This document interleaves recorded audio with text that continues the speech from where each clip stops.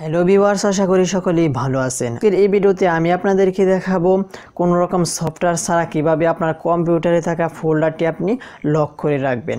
তো আমাদের ব্যক্তিগত বিভিন্ন ডাটা কিন্তু আমাদের কম্পিউটারে থেকে থাকে। তো সেই ডাটাগুলো আমরা একটি ফোল্ডারে রেখে ফোল্ডারটি যদি আমরা লক করে রাখি, তাহলে কিন্তু সেই ডাটাগুলো অন্য কেউ আর দেখতে পারবে না এবং সেই ডাটাগুলো অনেক নিরাপদে থাকবে। তো আজকের এই ভিডিওতে আমি আপনাদেরকে দেখাবো কিভাবে আপনার কম্পিউটারে থাকা ফোল্ডারটি লক করে রাখবেন।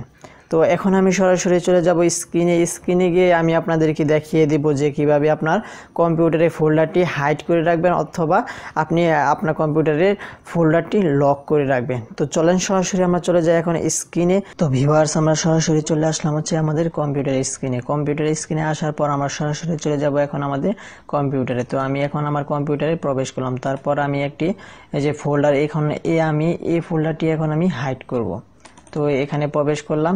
তো এখানে প্রবেশ করার পর দেখেন এখানে অনেকগুলো ইমেজ রয়েছে। তো আমি এখন এই ফোল্ডারটি হাইড করে রাখবো। তো হাইড করে রাখার জন্য এখানে রাইট বাটন ক্লিক করে আপনারা চলে যাবেন যে এখানে প্রপার্টিস আছে, প্রপার্টিস এখানে চলে যাবেন। প্রপার্টিসে চলে যাওয়ার পর এই যে এখানে দেখাচ্ছে হিডেনে আপনারা ক্লিক করে দিবেন। এই যে এখানে হিডেনে টিক চিহ্ন দিয়ে আপনারা এই যে এখান থেকে অ্যাপ্লাই করে দিবেন। অ্যাপ্লাই করে দিলে কিন্তু এই যে তারপর একটি পপআপ আসবে, তারপর এটি ওকে করে দিবেন। ওকে করে দিলে কিন্তু এই ফোল্ডারটি আমাদের হাইড হয়ে যাবে। তো আমরা এখন ওকেতে ক্লিক করে দিলাম। ওকেতে ক্লিক করে দেওয়ার পর এই যে এটি দেখেন কালারটা কিন্তু এখন চেঞ্জ হয়ে গেছে। তো এখন আপনারা চলে যাবেন এই যে এখানে চলে যাবেন। এখানে ক্লিক করে এই যে এখানে ফোল্ডার এন্ড চার্জ অপশন এখানে ক্লিক করবেন। তো এখানে ক্লিক করার পর এই যে এখানে দেখতে পাচ্ছেন ভিউজ।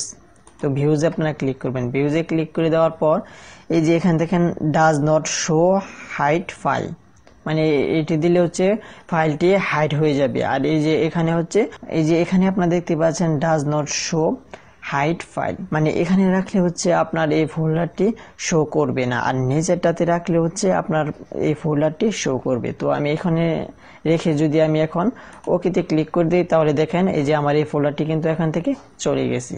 তো এখন এটি আবার আনার জন্য আমি আবার এই যে এখানে ক্লিক করব। এখানে ক্লিক করে এই যে ফোল্ডার এন্ড চার্জ অপশন এখান থেকে ভিউজ থেকে এই যে শো হাইড ফাইল, তো এখানে যদি আপনারা ক্লিক করে ওকেতে ক্লিক করে দিই, তাহলে কিন্তু আমাদের ফোল্ডারটি এখানে চলে আসবে। তো এসেছে। এখানে ডাবল ক্লিক করে দেওয়ার পর এই যে আপনারা দেখতে পাচ্ছেন এখানে কিন্তু সব ইমেজ আমরা এখানে পেয়ে যাচ্ছি।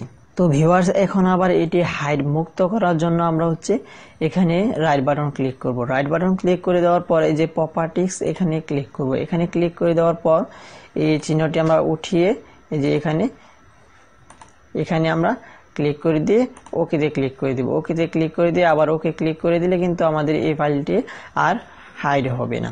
তো এভাবে কিন্তু আপনারা আপনাদের কম্পিউটারে ফোল্ডার হাইড করে রাখতে পারেন এবং এটি এক ধরনের লকই বলা যেতে পারে। তো এটি তো কেউ আর দেখবে না, তো আপনার ডাটাগুলো এখানে সংরক্ষিত থাকবে। কেউ আর এটি আপনার কম্পিউটারে প্রবেশ করেও এটি আর দেখতে পারবে না। তো এখান থেকে আপনারা ডাজ নট শো দিয়ে দিবেন, তাহলে কিন্তু কেউ আর এটি দেখতে পারবে না। তো ভিউয়ার্স, ভিডিওতে দেখানো পদ্ধতিতে যদি আপনি আপনার কম্পিউটারের ফোল্ডারটি হাইড করে রাখেন, তাহলে কিন্তু আপনার কম্পিউটারে থাকা ডাটাগুলো অন্য কেউ আর এটি দেখতে পারবে না। তো যদি ভিডিওটি ভালো লেগে থাকে, তাহলে অবশ্যই ভিডিওতে একটি লাইক করবেন এবং নিচে কমেন্ট বক্সে কমেন্ট করে আপনার মূল্যবান মতামতটি জানিয়ে দিবেন এবং আমার চ্যানেলটি সাবস্ক্রাইব করে পাশে থাকা বেল আইকনে ক্লিক করে দিবেন, যেন পরবর্তীতে আপলোড হওয়া সকল ভিডিও আপনি সবার আগে পেয়ে যান। তো সেই পর্যন্ত সকলেই ভালো থাকুন, সুস্থ থাকুন। আল্লাহ হাফেজ।